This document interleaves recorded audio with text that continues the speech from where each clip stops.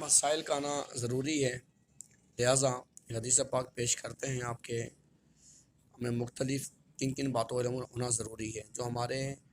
اندر روحانی لحاظ سے عمل کریں گی باتیں، جب وہ درست ہوں گی نا اور ہمارا تقوی پرہیزگاری ہوگی تبھی ہمارے میں پیدا ہوگا۔ حضرت عبداللہ بن ابی اوفی رضی اللہ عنہ سے روایت کرتے ہیں، ایک شخص اپنا سامان بیچنے کے لیے کھڑا تھا، اس نے اللہ کی قسم کھا کر کہا اس کو وہ سامان اتنے پڑا ہے، حالانکہ اس کو اتنے میں نہیں پڑا تھا۔ تو ایک آیت کریمہ نازل ہوئی، وہ جو اللہ کے عہد اور اپنی قسموں کے بدلے ذلیل دام لیتے ہیں یعنی گرے ہوئے دام لیتے ہیں۔ اب اسی حدیث پاک سے دیکھیں آپ، اسی حدیث پاک پہ عمل کر کے بندہ آپس کے اندر محبت قائم کر سکتا ہے۔ کس سے کام کر سکتا ہے کہ کسی بھی مسلمان جو چیز بیچے نا تو دھوکہ دے کے نہ بیچے۔ جب وہ دھوکہ نہیں دے گا، وہ غیر مسلم بھی ہمارے سے جگہ چیز دیتا ہے، اس کو ایمانداری میں سیل کرتے ہیں، ہم فروخت کرتے ہیں، اس کی بے کرتے ہیں، اس کی ہم اس کو لین دین کرتے ہیں، تو وہ غیر مسلم اسلام کے کردار سے متاثر ہوگا، اللہ اس کے پیارے حبیب کے فرمان سے متاثر ہوگا، جس کا فائدہ یہ ہوگا کہ اس کے دل میں اسلام کی محبت جاگزی ہو جائے گی، بیدار ہوگی، وہ عمل کر پائے گا۔ اگر مسلمان دھوکہ کرتا ہے اور قسم کھا کے کہتا ہے تو اس سے جب اس بندے کو معلوم پڑے گا کہ اس بندے نے جھوٹ بولا ہے میرے ساتھ، تو اب ان دونوں کے اندر نفرت قائم ہوگی۔ وہ غیر مسلم لیتا ہے تو اس وقت اس کے دل میں زیادہ اثر پڑے گا، یعنی مسلمان اسلام کے لوگ ہوتے ہیں۔ اب دیکھیں حدیث پاک تو تھی کتاب البیوع کے اندر، یعنی حدیث پاک میں خرید و فروخت کے مسائل بیان ہو رہے ہیں، لیکن اسی حدیث پاک کے اندر ہمیں کتنا کچھ سیکھنے کو مل گیا۔ حضرت عقبہ بن عامر جوہینی اور رضی اللہ عنہ فرماتے ہیں کہ رسول اللہ صلی اللہ علیہ وآلہ وسلم فرمایا، مسلمان کا بھائی ہے اور کسی مسلمان کے لیے جائز نہیں کہ وہ اپنے بھائی کو کوئی عیب دار چیز اس کا عیب بیان کیے بغیر بیچے۔ اب یہاں سے بھی آپ دیکھ سکتے ہیں اس حدیث پاک کے اندر بھی ہمیں محبت کی دعوت دی جا رہی ہے کہ ہمارا آقا ارشاد فرما رہے ہیں کہ ایک مسلمان دوسرے مسلمان کو دھوکہ نہ دے، یعنی کوئی چیز میں عیب ہو تو اس عیب کو بیان کر کے بھیجے کہ بھائی مثال موبائل بیچ رہا ہوں، اب اس موبائل کی بیٹری چارجنگ ہے نا کم لیتی ہے، یا اس کے اندر کوئی اور پرابلم ہے، تو لہٰذا میں آپ کو سیل کر رہا ہوں تو اس میں برائی یہ ہے، اس میں عیب یہ ہے، اس لیے میں اس کو بیچ رہا ہوں۔ تو آپ کو اس سے سچ بولنے کا فائدہ یہ ہوگا کہ وہ بندہ آپ کے اس کردار سے متاثر ہوگا۔ حدیث پاک میں اور آتا ہے، حضرت سیدنا ابو ہریرہ رضی اللہ عنہ فرماتے ہیں کہ حضور رسول اللہ صلی اللہ تعالیٰ علیہ وآلہ وسلم گزر ایک ایسے شخص کے پاس سے ہوا جو گندم بیچ رہا تھا، سیل کر رہا تھا۔ آپ علیہ السلام کو اچھا لگا تو آپ علیہ السلام نے گندم کے ڈھیر میں اپنا ہاتھ ڈالا تو گندم گلی نکلی، تو آپ علیہ السلام نے فرمایا جو شخص دھوکہ دے وہ ہم میں سے نہیں۔ اب آپ خود دیکھیں رسول اللہ صلی اللہ تعالیٰ علیہ وآلہ وسلم کی، آپ کے ہمارے آقا مولا کی، اللہ کے پیارے آخری نبی صلی اللہ علیہ وسلم کی تعلیم کیا ہے کہ یعنی وہ جو بندہ گندم جو بیچ رہا تھا جب نیچے ہاتھ ڈالا تو وہ گلی نکلی، تو آقا نے کیا فرمایا جو شخص دھوکہ دے وہ ہم میں سے نہیں۔ اب اس قاعدے پہ عمل کر کے جو دنیا کے اندر مثال کے بعد کاروبار کرتے ہیں، جو بھی کرتے ہیں، مثال کی بات ہے ایمانداری کی وجہ سے جو نا غیر مسلم بھی باقاعدہ مسلمان ہو جاتے ہیں، اور جب مسلمان کو دھوکہ دیتا ہے جس کو معلوم پڑتا ہے تو اس دھوکے دینے کی وجہ سے وہ مسلمان اس مسلمان کی وجہ سے دور ہو جاتا ہے، اس کے رشتہ داریوں میں فرق آ جاتا ہے، اور جب بندہ ایمانداری سے کام کرے گا تو اس کی مثالیں دی جائیں گی۔ ایک روایت میں آتا ہے سعید بن عمر رضی اللہ عنہ سے روایت اپنے چچا کی آواز سے بیان کرتے ہیں کہ رسول اللہ صلی اللہ علیہ وآلہ وسلم سے معلوم کیا گیا کون سا کسب سب سے افضل ہے، تو آپ علیہ الصلوۃ والسلام ارشاد فرمایا وہ کسب جو شب جھوٹ اور خیانت سے پاک ہو، یعنی حضور ارشاد فرما رہے ہیں جو جھوٹ سے پاک ہو، جو خیانت سے پاک ہو، جس میں شبہ پیدا ہو جائے، شک پیدا ہو جائے، اس سے بھی انسان بچے۔ اب اس حدیث پاک کو دیکھیں ہمیں جو شبے کے علاوہ دو چیز معلوم پڑی، وہ کیا ہے؟ ایک جھوٹ نہ ہو، ایک خیانت نہ ہو، یعنی امانت وہ چیز ہے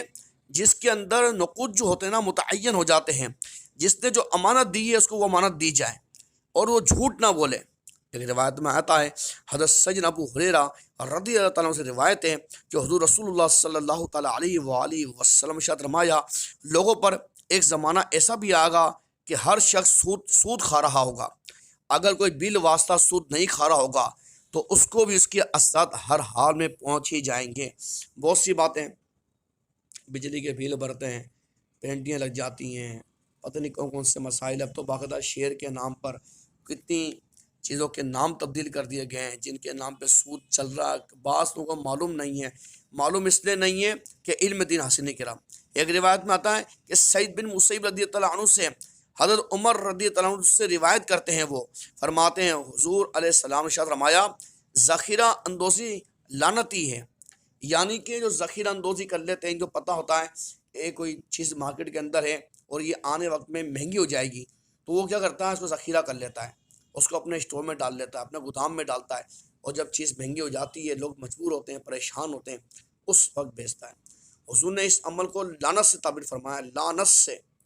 شیطان ملعون ہے، اس پہ لعنت کی گئی ہے شیطان کے اوپر،